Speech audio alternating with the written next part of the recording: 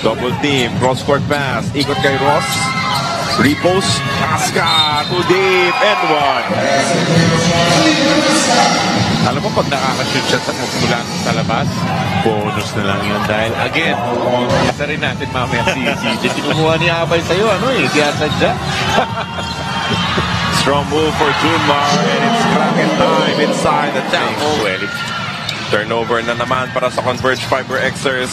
What a pass! CJ locates the streaking Junmar Fajardo. With this pa rin, but Bogdanovic gives him an extra possession. Natapik nitong si CJ. Sends up Junmar Fajardo. Getting Abay, trying to get Abay going here. Junmar Fajardo, size po pang 6th point pa lang ni Junmar Fajardo yon.